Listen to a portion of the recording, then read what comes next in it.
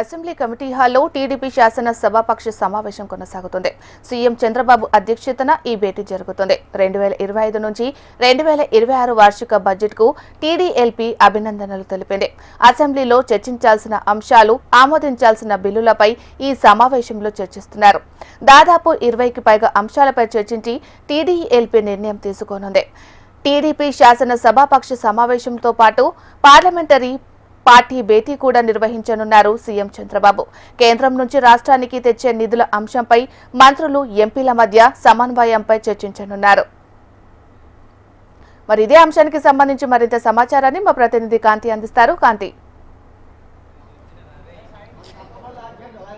Assembly committee హాల్లో CM Chandrababu Naidu అధ్యక్షతన TDLP సమావేశం కాసేపటి క్రితం ప్రారంభమైంది. టీడీఎల్పీ సమావేశంలో ఏదైతే ఈరోజు అసెంబ్లీలో ప్రవేశపెట్టినటువంటి రాష్ట్ర బడ్జెట్ ఏదైతే ఉందో బడ్జెట్కి సంబంధించినటువంటి అంశంపైన ప్రధానంగా టీడీఎల్పీలో చర్చించబోతున్నారు. ఏదైతే సంక్షేమ పథకాల కోసం ఇస్తున్నటువంటి నిధులన్నింటినీ కూడా ప్రజలకు చేరేలాగా ఏవైతే సూపర్ 6 పథకాలు హామీలు ఇచ్చారో ఆ హామీలన్నీ కూడా అర్హులైన ప్రతి ఒక్కరికి కూడా సంక్షేమ పథకాలు అనేవి ఖచ్చితంగా అమలు చేయాలి అని చెప్పి రాష్ట్ర ప్రభుత్వం భావిస్తున్న నేపథ్యంలో రాష్ట్రంలో ఉన్నటువంటి అన్ని ప్రజలందరికీ కూడా సంక్షేమ పథకాల అమలు విషయంలో ఎక్కడా కూడా లోటుపాట్లు లేకుండా చూడాలనేది ప్రధాన ఎజెండాగా తెలుస్తోంది. దీంతో పాటుగా దాదాపు 20 అంశాలతో ఈరోజు టీడీఎల్పీ సమావేశంలో చర్చించబోతూ ఉన్నారు. ఈ టీడీఎల్పీ సమావేశంలో ముఖ్యంగా అసెంబ్లీలో 2025-26 ఆర్థిక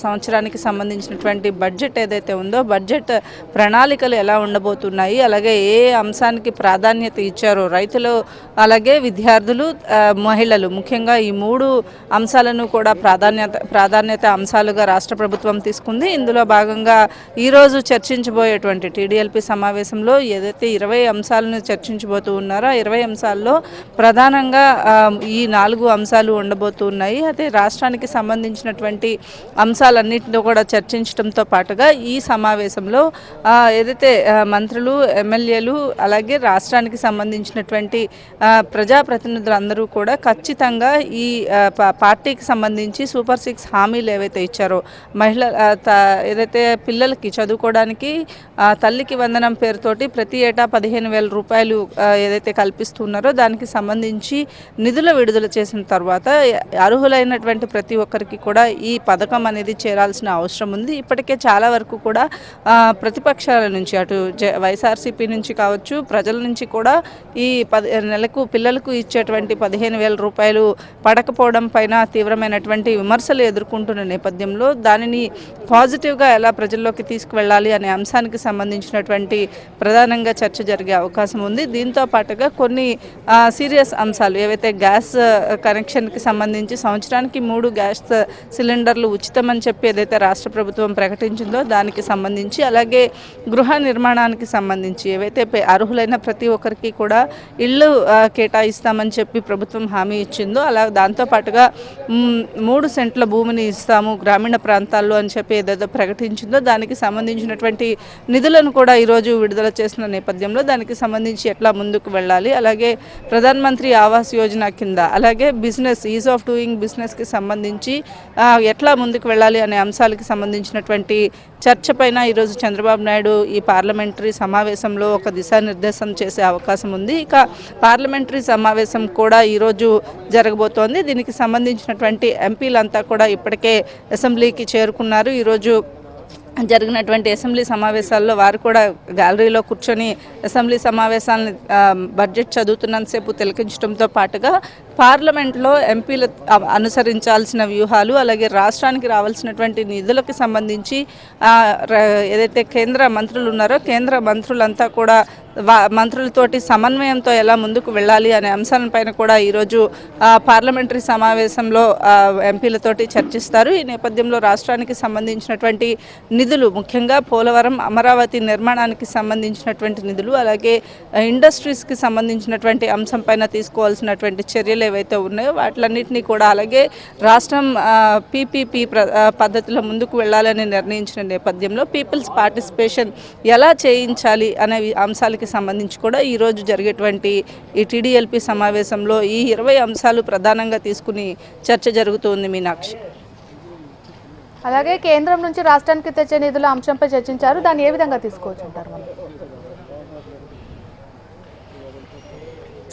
కేంద్రం నుంచి ఇప్పటికే రాష్ట్ర ప్రభుత్వానికి పోలవరం అంశంలో కావచ్చు, అలాగే అమరావతి విషయంలో కావచ్చు, ఆంధ్రప్రదేశ్కి కేంద్రం పెద్దపీట వేసింది. కేవలం ఈ రెండు ప్రాధాన్యత అంశాలుగా ఏవైతే పోలవరం అనేది ఆంధ్రప్రదేశ్ ప్రజల జీవనాడి కాబట్టి పోలవరం నిధులు తీసుకురావాలంటే కొంత బడ్జెట్ ఆంధ్రప్రదేశ్ ప్రభుత్వం కూడా ప్రాజెక్టుకైనా కూడా కేంద్రం నుంచి వచ్చినటువంటి నిధులు విడుదల చేయాలి అంటే రాష్ట్ర ప్రభుత్వం నుంచి కూడా కొంతమేర నిధులు విడుదల చేయాల్సి ఉంటుంది. ఈ నేపథ్యంలో దానికి సంబంధించినటువంటి ఈరోజు బడ్జెట్లో నిధులు కేటాయించిన తర్వాత సో రాష్ట్రం నుంచి బడ్జెట్ ప్రతిపాదనలు అయ్యాయి కాబట్టి కేంద్రం నుంచి బడ్జెట్ తీసుకురావాల్సిన అంశం పైన, అలాగే రాష్ట్రంలో ఉన్నటువంటి ప్రధాన సమస్యలు ఏవైతే ఉన్నాయో కొన్ని విమానాశ్రయాలకి అలాగే పోర్ట్స్కి కూడా కొన్ని ఇంకా పర్మిషన్స్ రావాల్సిన నేపథ్యంలో వాటికి సంబంధించి కేంద్ర పౌర విమానయాన శాఖ సహాయ మంత్రిగా ఉన్నటువంటి రామ్మోహన్ నాయుడు కూడా ఈరోజు భేటీలో పాల్గొంటున్నారు. కాబట్టి కొన్ని ఏవైతే అలాగే ఎంపీలందరికీ కూడా రాష్ట్ర ప్రభుత్వం నుంచి కేంద్ర ప్రభుత్వంలో ఉన్నటువంటి ఎంపీలతోటి ఒక్కొక్క అంశం పైన ఫోకస్ చేయాలని చెప్పి ముందుగానే భావించిన నేపథ్యంలో పార్లమెంటరీ సమావేశంలో కేంద్రానికి నుంచి రాష్ట్రానికి రావాల్సినటువంటి నిధులు తీసుకువచ్చేదానికి ఎటువంటి ప్రాధాన్యత కల్పించాలి, అలాగే ఏ మంత్రులతోటి సమన్వయంతో ముందుకు వెళ్ళాలి అనే అంశానికి సంబంధించి కూడా ఈరోజు పార్లమెంటరీ భేటీలో కూడా చర్చ జరిగే అవకాశం ఉంది. మీనాక్షి. రైట్, థ్యాంక్ యూ కాంతి.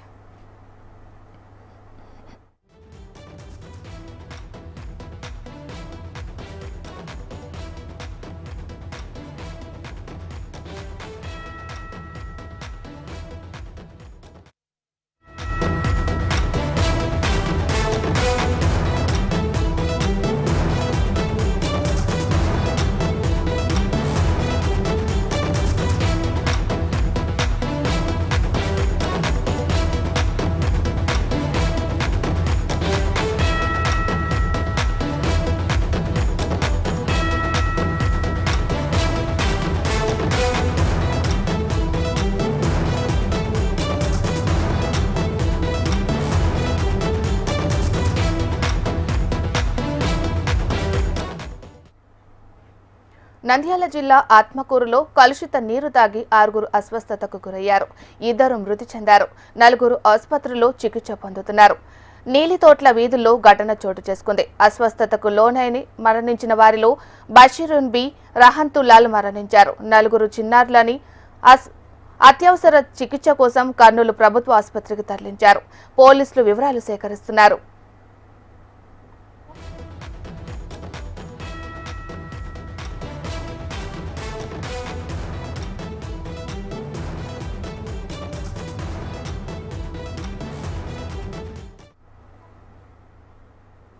నంద్యాల జిల్లా ఆత్మకూరులో కలుషిత నీరు తాగి 6 అస్వస్థతకు గురయ్యారు. 2 మృతి చెందారు. 4 ఆసుపత్రిలో చికిత్స పొందుతున్నారు. నీలితోట్ల వీధుల్లో ఘటన చోటు చేసుకుంది. అస్వస్థతకు లోనై మరణించిన వారిలో బషీరున్ బి, రహంతులాల్ మరణించారు. 4 చిన్నారులను అత్యవసర చికిత్స కోసం కర్నూలు ప్రభుత్వ ఆసుపత్రికి తరలించారు. పోలీసులు వివరాలు సేకరిస్తున్నారు.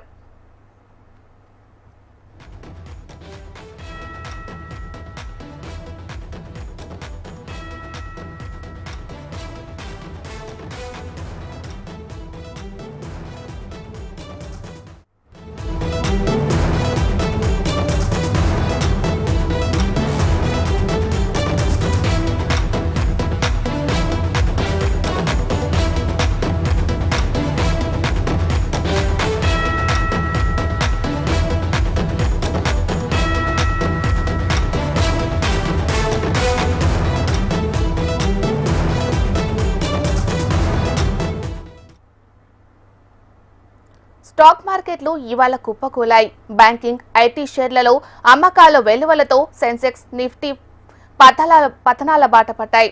సెన్సెక్స్ ఏకంగా 1200 పాయింట్లకు పైగా కోల్పోగా నిఫ్టీ 22,200 పాయింట్ల దిగువన ట్రేడౌట్ అయింది. మార్కెట్ల భారీ పతనంతో బీఎస్ఈలో 5.8 కోట్ల రూపాయల ఇన్వెస్టర్ల సంపాదన ఆవిరైపోయింది. 9 నెలల గరిష్ట స్థాయిలో కీలక సూచీలు కుప్పకూలాయి. టారిఫ్లపై ట్రంప్ తాజా కామెంట్లతో పాటు కీలక జీడీపీ డేటా కోసం ఇన్వెస్టర్లు ఆచితూచి వ్యవహరించడం మదుపుదారులు సెంటిమెంట్లను ప్రభావితం చేసింది.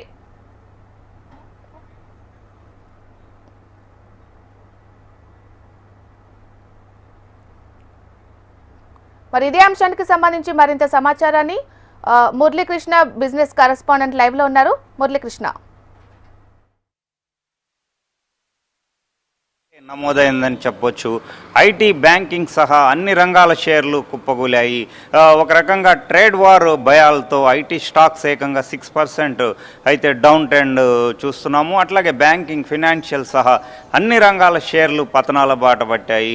ఒకవైపు టారిఫ్ వార్ గురించిన ట్రంప్ తాజా కామెంట్స్, మరోవైపు కీలక జీడిపి డేటా కోసం ఇన్వెస్టర్లు వేచి చూడడం, ఇవన్నీ మార్కెట్ సెంటిమెంట్ను దెబ్బతీశాయని చెప్పొచ్చు. ఈ ఒక్కరోజే భారీగా ఇప్పుడు వరకైతే చూస్తే సెన్సెక్స్ ఏకంగా 1300 పాయింట్లు పైగా కోల్పోయింది.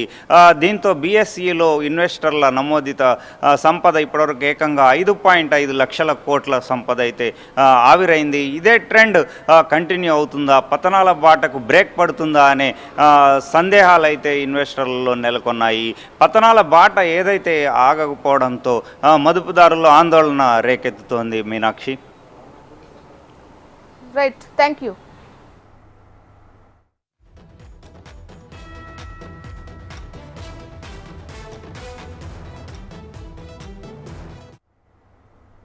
స్టాక్ మార్కెట్లు ఇవాళ కుప్పకూలాయి. బ్యాంకింగ్, ఐటీ షేర్లలో అమ్మకాలు వెలువలతో సెన్సెక్స్, నిఫ్టీ పతనాల బాట పట్టాయి.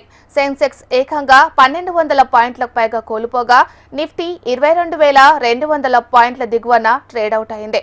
మార్కెట్ల భారీ పతనంతో బీఎస్ఈలో 5.8 కోట్ల రూపాయల ఇన్వెస్టర్లు సంపద ఆవిరైపోయింది. 9 నెలల గరిష్ట స్థాయిలో కీలక సూచీలు కుప్పకూలాయి.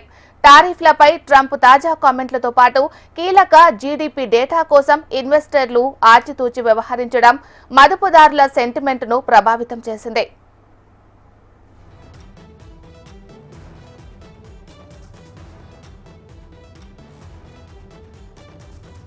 మరి ఇదే అంశానికి సంబంధించి మరింత సమాచారాన్ని బిజినెస్ అనలిస్ట్ సత్యనారాయణ గారు మాట్లాడతారు. సత్యనారాయణ, స్టాక్ మార్కెట్లు వరుసగా కొన్ని నెలలుగా కొట్టుకొస్తున్నాయి. ఇవాళ మళ్ళా దాదాపుగా 1400 పాయింట్లు సెన్సెక్స్ కోల్పోయింది. అట్లాగే నిఫ్టీకి సంబంధించి నిఫ్టీ బ్యాంక్ కానీ, ఐటీ కానీ అన్ని సూచీలు కూడా ఇవాళ పడిపోయినాయి.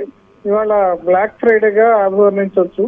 ఈ ప్రధాన కారణం ఏంటంటే ట్రంప్ టారిఫ్స్ అదనంగా మళ్ళా చైనా మీద అదనంగా 10% అదనంగా టారిఫ్ విధిస్తానని చెప్పేసి చెప్పడం ఒకటి. అట్లాగే ఇంటర్నేషనల్ మార్కెట్స్ కూడా డౌన్ ట్రెండ్ లో ఉంటాము. ఫారిన్ ఇన్స్టిట్యూషనల్ ఇన్వెస్టర్స్ కూడా ఇండియా నుంచి పెట్టుబడులు ఉపసంహరించుకోవటం కూడా ఇదే కారణం. మార్కెట్ లో అనిశ్చితికి మరో కారణం ఏంటంటే ఇప్పుడు కంపెనీల్లో లాభాలు సరిగ్గా లేవు.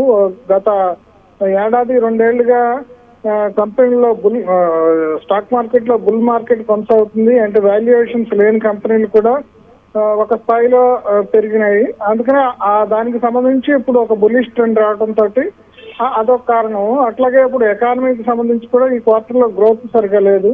అంటే కంపెనీల రిజల్ట్స్ బాగాలేదు, అట్లాగే ఎకానమీ బాగాలేదు, ఎస్ఐఎస్ వెనక్కిపోతున్నాయి. వీటన్నిటి కారణాలతోటి ఇంటర్నేషనల్ మార్కెట్ లో అనిశ్చితి ఉంది. ఇప్పుడు ఈ అన్ని కారణాలతోటి మొత్తం అన్ని సెక్టార్స్ కూడా ఇవాళ తమ విలువ కోల్పోయాయి. వాళ్ళు దాదాపుగా 6 లక్షల కోట్ల సంపద ఆవిరైనట్టు చెప్తున్నారు. Right, thank you.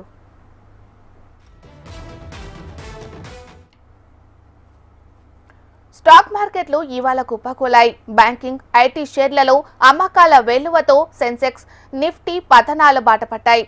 సెన్సెక్స్ ఏకంగా 1200 పాయింట్లు పైగా కోల్పోగా నిఫ్టీ 22,200 పాయింట్ల దిగువన ట్రేడౌట్ అయింది. మార్కెట్ల భారీ పతనంతో బీఎస్ఈలో 5.8 కోట్ల రూపాయల ఇన్వెస్టర్లు సంపద ఆవిరైపోయింది. 9 నెలల గరిష్ట స్థాయిలో కీలక సూచీలు కుప్పకూలాయి. టారిఫ్లపై ట్రంప్ తాజా కామెంట్లతో పాటు కీలక జీడీపీ డేటా కోసం ఇన్వెస్టర్లు ఆచితూచి వ్యవహరించడం మదుపురాళ్ల సెంటిమెంట్లను ప్రభావితం చేసింది.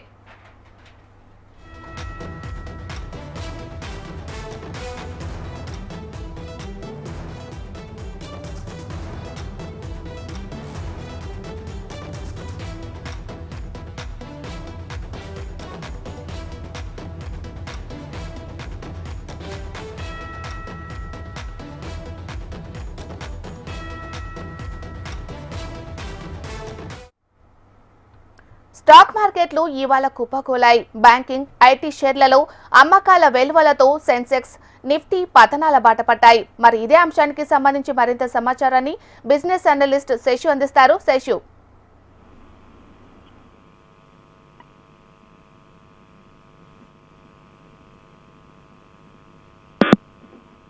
శేషు గారు, హలో.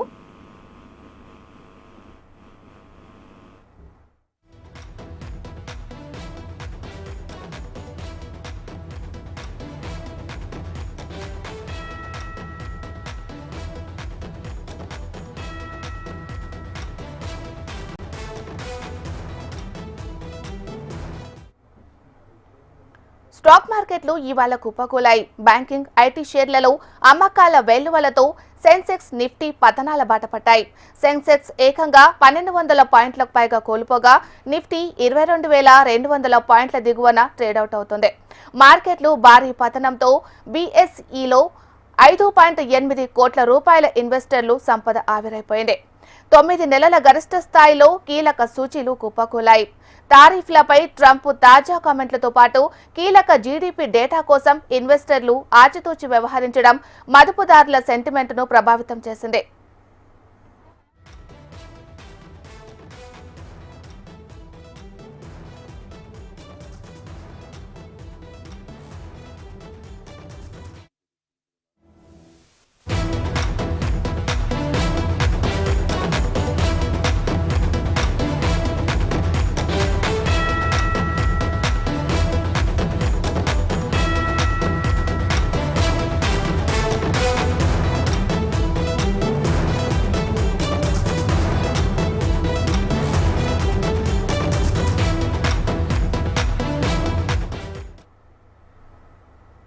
మాజీ మంత్రి హరీష్ రావుపై మరో కేసు నమోదైంది.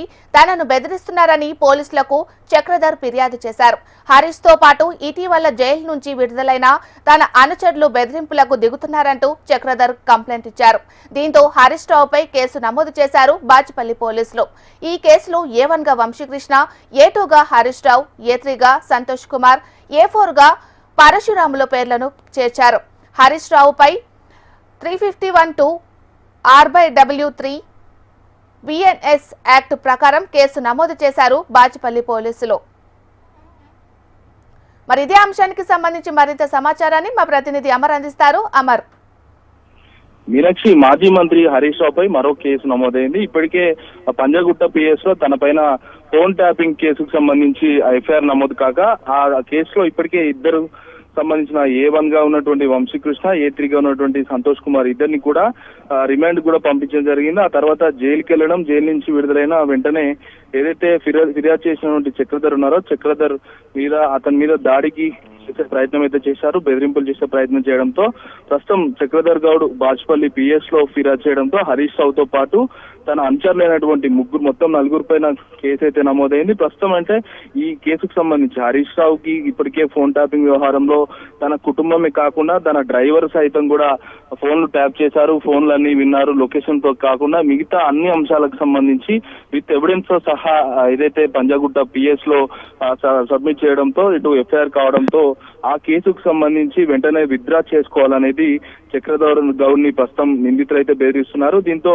బాచుపల్లి పోలీసులు ఫిర్యాదు ఆధారంగా హరీష్ రావు తో పాటు ఇటీవల జైలు నుంచి విడుదలైనటువంటి అనుచరులకు సంబంధించి బెదిరింపులకు దిగుతున్నారని ఎఫ్ఐఆర్ కూడా నమోదు చేశారు. A1 గా వంశీకృష్ణను, A2 గా హరీష్ రావు, A3 గా సంతోష్ కుమార్, A4 గా పరశురాములు మొత్తం 4 పేర్లతో ఎఫ్ఐఆర్ అయితే నమోదు చేశారు. ఈ బాచుపల్లి పోలీసులు దర్యాప్తు చేస్తా ఉన్నారు. అయితే హరీష్ రావు పై ఇప్పటికే గతంలో కూడా ఫోన్ ట్యాపింగ్ కేసు నమోదు కాగా ఇప్పుడు బాచుపల్లి పోలీసులు మాత్రం 351(2) రెడ్ విత్ 3(5) బిఎన్ఎస్ యాక్ట్ ప్రకారం ప్రస్తుతం పోలీసులు అయితే కేసు నమోదు చేశారు. అయితే చక్రధర్ గౌడ్ కు వచ్చిన ఫోన్స్ ఆధారంగా వాటి ఎవిడెన్స్ ను కూడా ప్రస్తుతం ఏదైతే బెదిరింపులు వచ్చాయో ఆ బెదిరింపులకు సంబంధించిన ఎవిడెన్స్ అన్ని కూడా బాచుపల్లి పోలీసులకు ఇవ్వగా ప్రస్తుతం బాచుపల్లి పోలీసులు అయితే ఎఫ్ఐఆర్ నమోదు చేశారు. కాబట్టి దీనికి సంబంధించి దర్యాప్తు చేస్తున్నామని అయితే బాచుపల్లి పోలీసులు అయితే చెప్తా ఉన్నారు.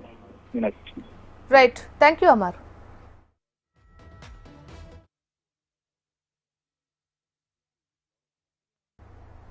మహారాష్ట్రలోని పూణేలో పార్కింగ్ చేసిన బస్సులో ఓ యువతిపై అత్యాచారానికి పాల్పడిన ఘటన ప్రజల్లో తీవ్ర ఆగ్రహానికి కారణమైంది. తాజాగా ఈ కేసులో నిందితుడు రామ్దాస్ ను పోలీసులు అరెస్టు చేశారు. ఈ ఘటన జరిగిన 75 గంటల్లో పోలీసులు నిందితుడిని పట్టుకున్నారు.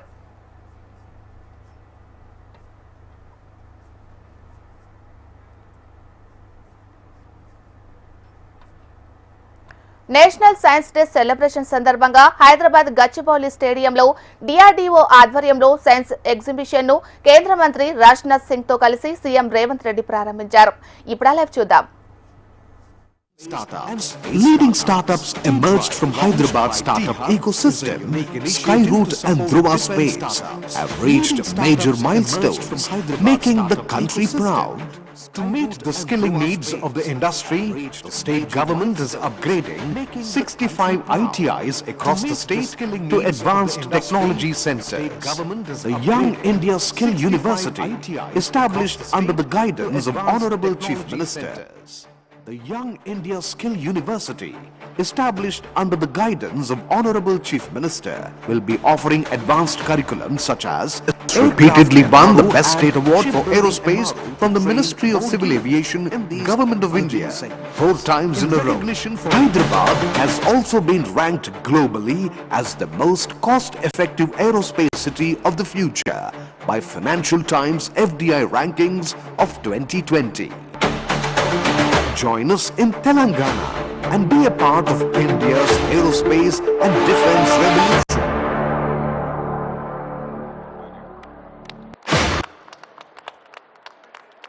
It is my great pleasure to invite a dynamic leader who has been an inspiration to many, and his leadership has significantly contributed to the progress and development of our state.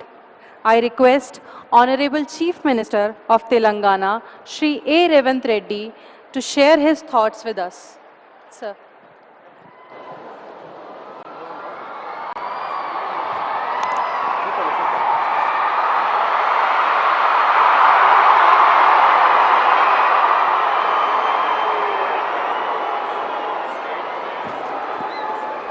జై భారత్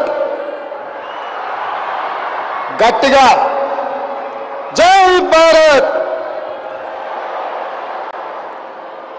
धन्यवाद रक्षा मंत्री जी. विज्ञान वैभव 2025 science exhibition के लिए आप समय देकर हजारों नौजवानों को इंस्पायर करने के लिए श्री राजनाथ सिंह जी समय देकर तेलंगाना हैदराबाद आया हुआ है. మిత్రులారా, రాజ్నాథ్ సింగ్ గారికి మనకు సమయం ఇచ్చి తెలంగాణ రాష్ట్రానికి వచ్చినందుకు పెద్ద ఎత్తున మీరు చప్పట్లతో వారికి స్వాగతం పలకాల్సిందిగా విజ్ఞప్తి చేస్తున్నా.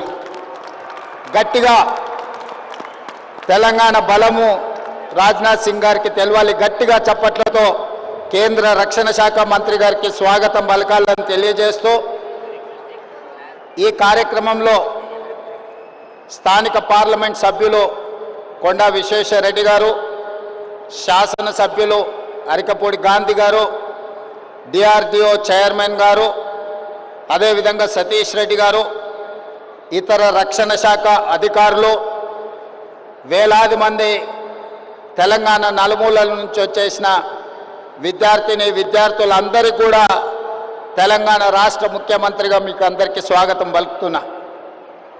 ఈరోజు ఈ దేశం యొక్క రక్షణ, ఈ దేశాన్ని రక్షించుకోవాల్సిన బాధ్యత ఇక్కడికి వచ్చేసిన యువకుల మీదనే ఉన్నది. ఈరోజు తెలంగాణ రాష్ట్రం, హైదరాబాద్ నగరం కొన్ని దశాబ్దాలుగా దేశ రక్షణలో అత్యంత కీలక పాత్ర పోషిస్తున్నది. మన ప్రాంతంలో బీడీఎల్ కావచ్చు, డిఆర్డిఓ కావచ్చు, మిదాని కావచ్చు, హెచ్ఏఎల్ కావచ్చు, ఇవన్నీ దేశ రక్షణ కోసం రాకెట్లను ఉత్పత్తి చేసే కాడి నుంచి మిసైల్స్ తయారు చేసే వరకు మన ప్రాంతంలో హైదరాబాద్ నగరంలో, హైదరాబాద్ చుట్టూతా ఈ పరిశ్రమలు ఉన్నాయి. ఈరోజు దేశాన్ని రక్షించడంలో మన హైదరాబాద్ తెలంగాణ రాష్ట్రం అత్యంత క్రియాశీలక పాత్ర పోషిస్తున్నది. అయితే ఈరోజు ఈ ప్రత్యేకమైన సైన్స్ ఎగ్జిబిషన్ ఏర్పాటు చేయడం ద్వారా లక్షలాది మంది విద్యార్థులకు దేశభక్తి పట్ల, దేశాన్ని రక్షించుకోవాల్సిన బాధ్యత పట్ల ఒక అవగాహన కల్పించడానికి ఈరోజు ఈ ఎగ్జిబిషన్ని మనం ఏర్పాటు చేసుకోవడం జరిగింది. ఈరోజు रक्षा मंत्री जी तेलंगाना राज्य से हर साल 1,10,000 इंजीनियरिंग ग्रेजुएट पास होकर ज्यादा से ज्यादा 1 लाख लोग कंप्यूटर साइंस पढ़कर अमेरिका जाने के लिए कोशिश कर रहा है। इसीलिए हम लोग ये कोशिश किए सांप्रदायिक इंजीनियरिंग पढ़ाने के लिए, देशभक्ति, देश को बचाने के लिए, आगे इस देश को रक्षा करने के लिए आज ये साइंस एग्जीबिशन हमें लगाया। आगे ये जो विद्यार्थी है civil engineering, mechanical engineering, electrical engineering पढ़कर इस देश में जो सांप्रदायिक इंजीनियर्स को और इस राज्य से हम देने के लिए कोशिश कर रहा है। खाली आईटी प्रोफेशनल अमेरिका जाने के लिए, आईटी कंपनीज में काम करने के लिए होगा, उनके परिवार के लिए अच्छा है, मगर देश के लिए जो सांप्रदायिक इंजीनियरिंग ग्रेजुएट्स का बहुत जरूरत है। इसीलिए तेलंगाना राज्य ने एक कोशिश किया, ये आज ये एग्जीबिशन के लिए आप समय देकर इतना दूर आए, तेलंगाना 4 करोड़ जनता के तरफ से आपको स्वागत करूंगा मैं। और दूसरी बात, यहाँ पर आजादी से पहले भी, आजादी के बाद भी यहाँ पर BDL, HAL, मिदानी और DRDO बहुत सारे सांप्रदायिक देश रक्षा के लिए यहाँ पर प्रोडक्शन में हम लगा हुआ है। लगातार Hyderabad and Bengaluru is the defence centres, तो Hyderabad Bengaluru defence connecting corridor, defence industrial corridor अभी अनाउंस आप पहले बात दिया हुआ था। मेरा एक ही गुजारिश है, हैदराबाद बेंगलुरु डिफेंस कॉरिडोर आप डिक्लेयर किए तो ज्यादा से ज्यादा हमारा इन्वेस्टमेंट्स आएंगे। यहाँ बहुत सारे रॉकेट्स भी तैयार करने का आज स्काई रूट वाला और बहुत वाले प्राइवेट जो स्टार्टअप्स भी यहाँ शुरू हो गए। इसीलिए आपके तरफ से आपका मदद बहुत जरूरी है। आपके मदद में लेकर तेलंगाना राज्य को हिंदुस्तान में जो डिफेंस में नंबर 1 बनाने के लिए हम लोग कोशिश करेंगे। आप इतना दूर आके हमें मदद दिया हुआ है, आपको मैं धन्यवाद करते हुए यही मेरा भाषण खत्म करता हूं। धन्यवाद रक्षा मंत्री जी। आपके प्रेरणादायक विचारों और मार्गदर्शन के लिए हम हृदय से आभार व्यक्त करते हैं सर आपका। निश्चित ही आप हम सभी के लिए प्रेरणा स्रोत हैं। भारत के माननीय रक्षा मंत्री आदरणीय श्री राजनाथ सिंह जी का आज के इस सुअवसर पर उपस्थित रहना हम सभी के लिए गौरव का विषय है। इस स्टेडियम में उपस्थित छात्र एवं अधिकारीगण आपके प्रेरणादायक विचारों को सुनने के लिए उत्साहित है सर। ఇవి ఈ బులెటిన్ అప్డేట్స్. మరిన్ని అప్డేట్స్ కోసం చూస్తూనే ఉండండి HM టీవీ. వార్త ఆగదు, నిజం తాగదు.